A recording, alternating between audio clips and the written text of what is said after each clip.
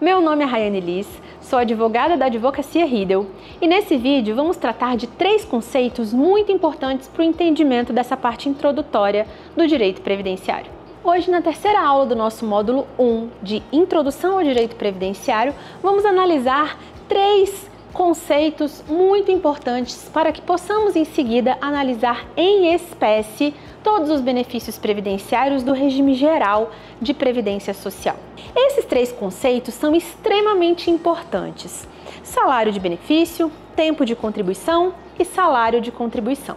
Vamos começar pelo conceito do tempo de contribuição, que eu acho que é o mais fácil que as pessoas compreendam. Vocês muito bem se lembram que muito se falava ou muito se fala em tempo de serviço, que é justamente o tempo em que a pessoa está trabalhando e que, portanto, teoricamente, comportaria o tempo em que a pessoa vai computar para o regime geral de previdência social, para uma aposentadoria ou algum outro benefício. Acontece que, já desde a emenda 20 de 98, esse tempo de contribuição não é mais considerado tempo de serviço, mas sim tempo de contribuição. O que significa que esse tempo todo tem que ter necessariamente contribuições vertidas à previdência social. Então, o tempo de contribuição, eu gosto muito de usar a figura da linha do tempo. Eu tenho ali, desde a data em que eu comecei, em que eu me filiei à Previdência, a filiação à Previdência Social, eu comecei ali a contribuir e aí mensalmente vou vertendo contribuições para o INSS. Eu posso ficar um tempo sem contribuir, voltei a contribuir mensalmente a partir dali, o que significa que o meu tempo de contribuição vai ser a soma deste período mais a soma deste período, desconsiderando, portanto, os meses em que não há contribuição. Uma característica importante no conceito de tempo de contribuição é o que nos trouxe a atual reforma da Previdência, emenda constitucional número 103 de 2019, que trouxe que a apuração do tempo de contribuição depende necessariamente de contribuições superiores ao salário mínimo. Então, o mês em que eu não tiver contribuições que seja no mínimo no valor do salário mínimo, eu não vou poder computar como tempo de contribuição. Esse período, então, eu vou poder fazer 3 coisas com essa situação. Vou dar um exemplo aqui. Aqui eu estava contribuindo salário mínimo, aqui eu contribuí teto, aqui eu contribuí meio salário mínimo. E aqui no final eu contribuí mais meio salário mínimo. O que isso significa? Significa que esse mês em que houve contribuição, cujo salário de contribuição foi menor do que o salário mínimo, e esse mês aqui também, eles não vão ser computados como tempo de contribuição, a menos que, ou eu complemente, e aí eu posso complementar a contribuição para eu computar os 2 meses, ou eu posso aglutinar. Então eu tenho 2 metades, eu posso somar, em vez de ser 2 meses, eu vou contar como 1 mês de tempo de contribuição, certo? Ou eu posso simplesmente desconsiderar, não quero utilizar, o que a gente não faria, né? A gente com certeza iria pelo menos aglutinar, mas ou eu vou desconsiderar. Então são essas 3 hipóteses que eu posso fazer, sabendo que tempo de contribuição é assim que eu devo computá-lo. Então, quando eu for ver lá o CNIS, vocês sabem que o CNIS é o Cadastro Nacional de Informações Sociais, que é o documento fornecido pelo INSS para vocês identificarem o tempo de contribuição. Quando for olhar o CNIS, é necessário que os salários de contribuição computados para o tempo de contribuição sejam de, no mínimo, o valor do salário mínimo, certo?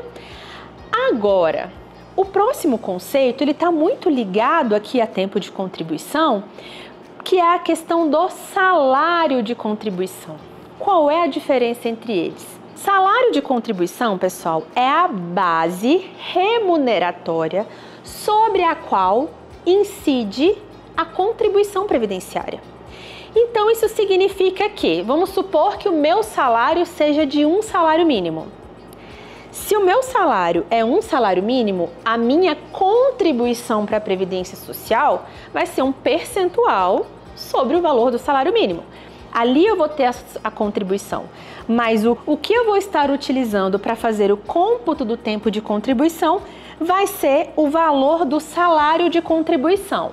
Então, quando eu falo aqui que precisa ser maior do que o salário mínimo, eu falo o que vai ser o salário mínimo? O valor da minha contribuição? Não, o valor do meu salário de contribuição. Então, quando eu recebo um salário mínimo, eu vou pagar uma contribuição sobre aquele valor e o que vai ser considerado como meu salário de contribuição vai ser o valor do salário mínimo. E esse valor, eu vou chamar salário de contribuição, ele tem que ser então maior que o salário mínimo e tem que ser menor do que o teto previdenciário, porque existe um teto previdenciário que é o valor máximo de benefícios pagos pela Previdência Social, que hoje está em torno aí de pouco mais de R$8.000.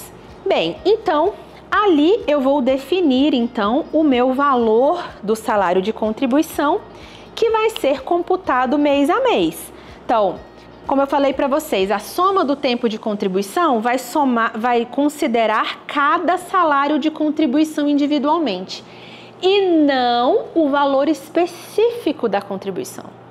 Porque, evidentemente, o valor que eu pago para a Previdência Social é um percentual do salário de contribuição.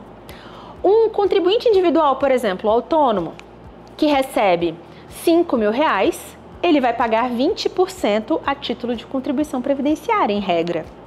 Esses 20% vão, então, como contribuição previdenciária para o INSS, mas o salário de contribuição dele que vai ser utilizado vai ser os R$5.000 e não os R$1.000 de contribuição. Entendido? Então, esses dois conceitos agora vão ser necessariamente utilizados para a gente entender o que é o salário de benefício. Salário de benefício podemos utilizar como uma conceituação mais simplória, que é a base de cálculo dos benefícios, ou da maioria dos benefícios, porque nem todos eles vão precisar apurar salário de benefício, mas ele vai ser uma base de cálculo sobre a qual haverá incidência de um percentual a depender dos benefícios. E isso nós vamos ver nos próximos módulos, quando veremos os benefícios em espécie. Bem, então, o salário de benefício, ele vai ser sempre a média dos 100% salários de contribuição do segurado, desde que ele começou a contribuir, ou se ele começou a contribuir antes. Então, esse início aqui vai ser a data da filiação dele, ou se foi antes de julho de 94, a partir dessa data. Por que julho de 94? Foi assim estabelecido pela legislação. Vocês se lembram que antes de julho de 94 tínhamos outra moeda, né? Então o Plano Real foi instituído a partir daqui. Então, por questões inflacionárias, por questões de conversão, estabeleceu-se que os benefícios previdenciários vão ser computados apenas os salários de contribuição a partir de julho de 94. O tempo de contribuição é o tempo todo. Se a pessoa começou a contribuir em 1980, o tempo de contribuição dela está sendo computado aqui. Agora, o salário de benefício a partir de julho de 94 ou a partir de quando a pessoa começou a contribuir. Então, a partir dali eu vou fazer uma média desse salário de contribuição. O que isso significa? Como a gente viu aqui na soma do tempo de contribuição, eu vou ver aqui que em julho de 94, salário de contribuição, e assim eu tenho vários salários de contribuição.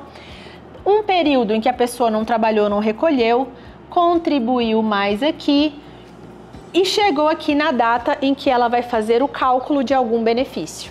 Para fazer o cálculo desse benefício aqui, ela vai precisar fazer uma média aritmética simples de todos os salários de contribuição, desde que, evidentemente, maiores do que o salário mínimo. E aí faz uma média. Aqui eu vou chegar no valor dessa média, que vai ser igual ao quê? Ao salário de benefício. Salário de benefício, portanto, é a média atualizada. Eu vou pegar cada um desses salários de contribuição que foram pagos em cada mês de competência, atualizar pelo INPC, que é o Índice Oficial de Atualização dos Salários de Contribuição do INSS, fazer uma média aritmética desses salários de contribuição. Essa média é o nosso salário de benefício. Salário de benefício é o valor do benefício? Não necessariamente.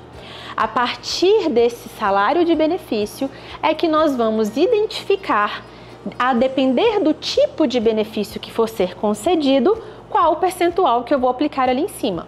Por exemplo, o auxílio por incapacidade temporária, que é hoje o que se chamava antes da reforma de 2019 de auxílio doença, ele é um percentual de 91% sobre o salário de benefício. Então, sobre 91% do valor dessa média aqui vai me dar o valor do auxílio por incapacidade temporária ou auxílio doença. Então, aí sim, esse vai ser o valor do benefício. Outros benefícios têm outras regras de cálculo que nós vamos ver no módulo específico. Mas é só para vocês saberem que o salário de benefício, então, vai ser uma base de cálculo da maioria dos benefícios.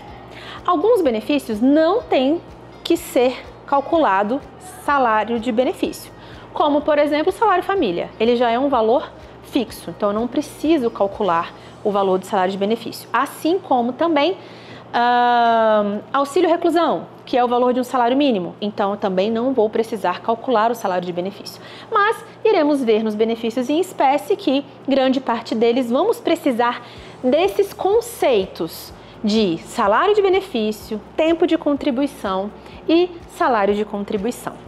Espero que tenha sido esclarecedor. Qualquer dúvida, deixem aqui que estaremos à disposição para esclarecer qualquer dúvida, qualquer questionamento por parte de vocês. Se você gostou desse vídeo, deixe seu like e nos acompanhe aqui para muito mais. Até a próxima!